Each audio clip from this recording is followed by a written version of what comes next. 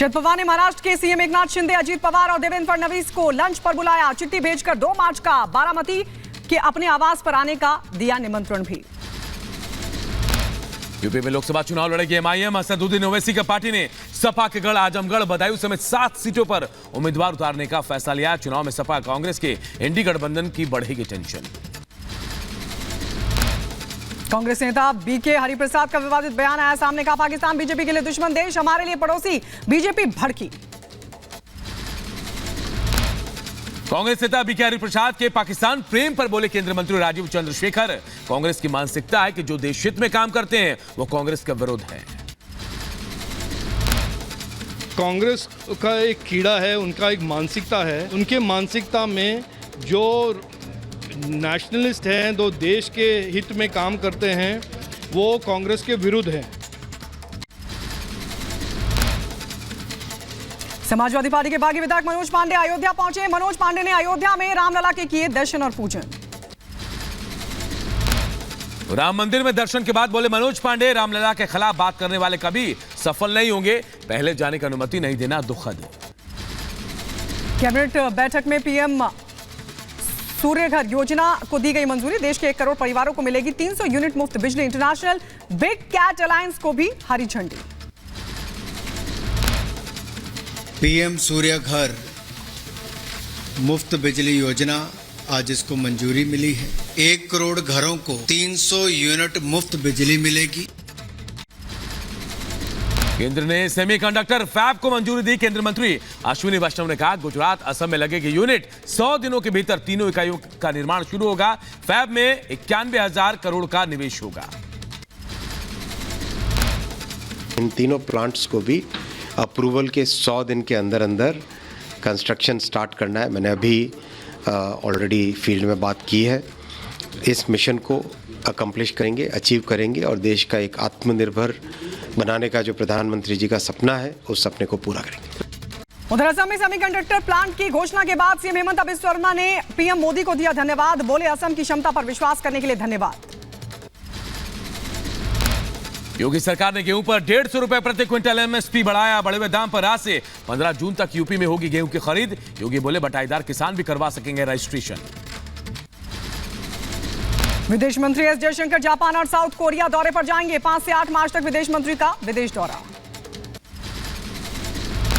दुनिया में भारत के विकास की रफ्तार सबसे तेज। अक्टूबर दिसंबर तिमाही में जीडीपी दर 8.4% रही। मैन्युफैक्चरिंग सेक्टर में 11% से ज्यादा का ग्रोथ। अर्थव्यवस्था में उछाल पर प्रधानमंत्री नरेंद्र मोदी ने कहा, मजबूत जीडीपी बढ़ोतरी भारतीय अर्थव्यवस्था की ताकत और इसकी क्षमता को दर्शाती है। तेज आर्थिक विकास के लिए प्रयास जारी रहेंगे। विकसित भारत बनाने का लक्ष्य है। बिल गेट्स ने की भारतीय अर्थव्यवस्था की तारीफ। बोले, आज भारत की ताकत आर्थिक विकास के मामले में बहुत रोमांचक है। भारत के कई प्रमुख क्षेत्रों में सुधार की दर बहुत मजबूत। उधर दिल्ली में पोषण उत्सव में शामिल हुए माइक्रोसॉफ्ट के फाउंडर बिल गेट्स। केंद्रीय मंत्री स्मृति ईरानी भी कार्यक्रम में हुई शामिल।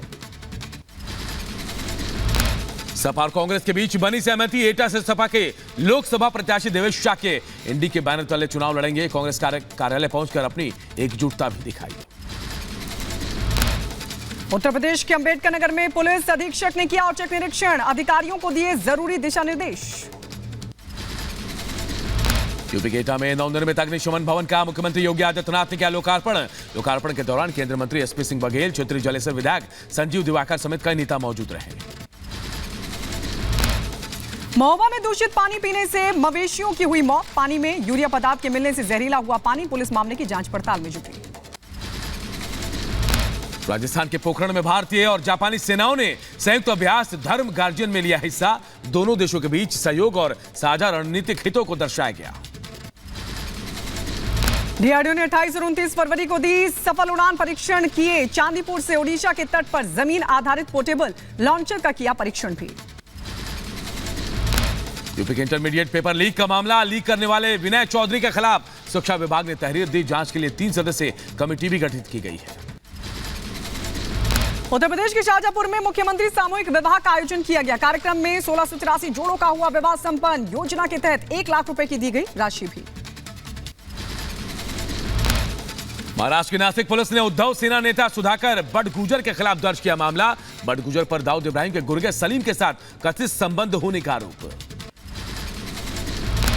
हल्द्वानी हिंसा मामले में पुलिस का एक्शन तेज। मास्टरमाइंड अब्दुल मलिक का बेटा अब्दुल मोइन गिरफ्तार हुआ। पुलिस ने मामले में 79 आरोपियों को किया है गिरफ्तार। राम रहीम पर पंजाब हरियाणा हाई कोर्ट हुआ सख्त, बिना इजाजत पैरोल नहीं।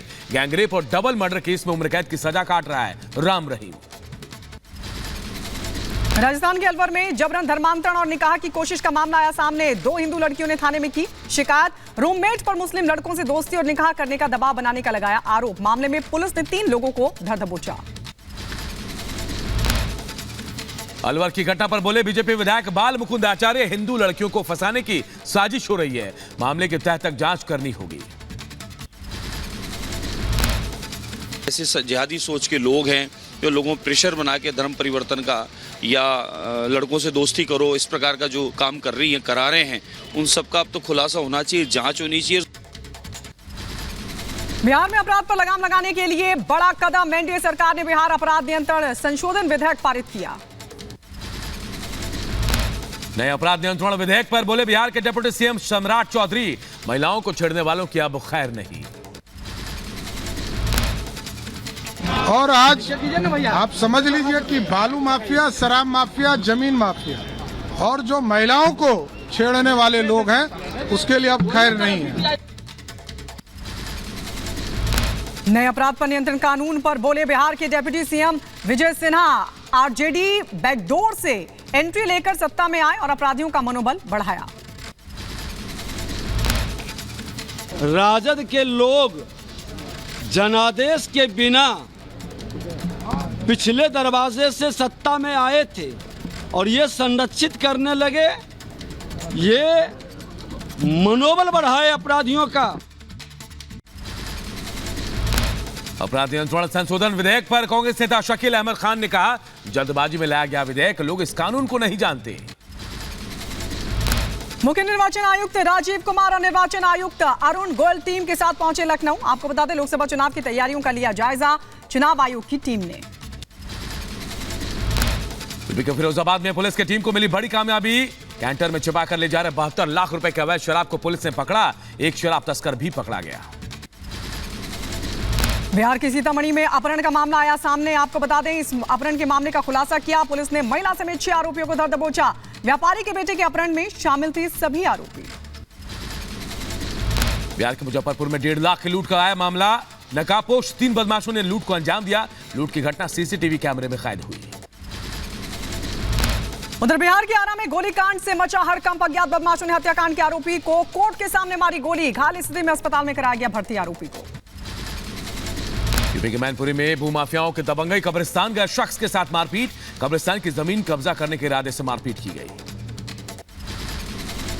उत्तर प्रदेश के मथुरा में युवक को कार समेत जला देने के मामले में हुआ बड़ा खुलासा। युवक की प्रेमिका ने ही बनाया था प्लान। पुलिस प्रेमिका के कर रही है पूछताछ। आपको बता दें आरोपी की तलाश में पुलिस अब जुट गई है। यूपी के महोबा में 4 दिन पहले हुए हत्याकांड में खुलासा। हत्या को अंजाम देने वाले दंपति गिरफ्तार। अवैध संबंधों के चलते युवक को उतारा गया था मौत के घाट। मुंबई क्राइम ब्रांच के हाथ लगा संदिग्ध। अवैध हथियारों के साथ पुलिस स्टेशन आ रहा था आरोपी। संदिग्ध से 10 जिंदा कारतूस किए गए बरामद। कई धाराओं में दर्ज हुआ केस। मध्य प्रदेश के नर्मदापुरम में मेडिकल के लिए लाया गया आरोपी पुलिस गिरफ्त से हुआ फरार। स्पेशल कोर्ट ने नाबालिग से दुष्कर्म मामले में सुनाई थी 20 साल की सजा। उत्तर प्रदेश के बांदा में पुलिस को मिली बड़ी सफलता। 2 आरोपियों को चोरी की 4 बाइकों के साथ धर दबोचा। 5 लाख से ज्यादा की बाइकें बताई जा रही हैं। यूपी के मथुरा में नशा तस्करों और पुलिस के बीच मुठभेड़ के दौरान 2 आरोपी हुए घायल। पुलिस ने आरोपियों से तमंचा, कारतूस, गाड़ी और 50 किलो गांजा बरामद किया। उत्तर प्रदेश के बदायूं में लापता हुई महिला का शव मिलने से मचा हड़कंप। महिला के पति ने 3 लोगों पर लगाया हत्या का आरोप। पुलिस मामले की छानबीन में जुटी। बदायूं में पुलिस ने अलग अलग मामले में 5 लोगों को किया गिरफ्तार। कार्रवाई में 2 वांछित भी पकड़े गए। आरोपियों से पूछताछ जारी। उत्तर प्रदेश के झांसी में चोरी करते हुए महिला की करतूत आई सामने। ज्वेलरी शॉप पर बुर्का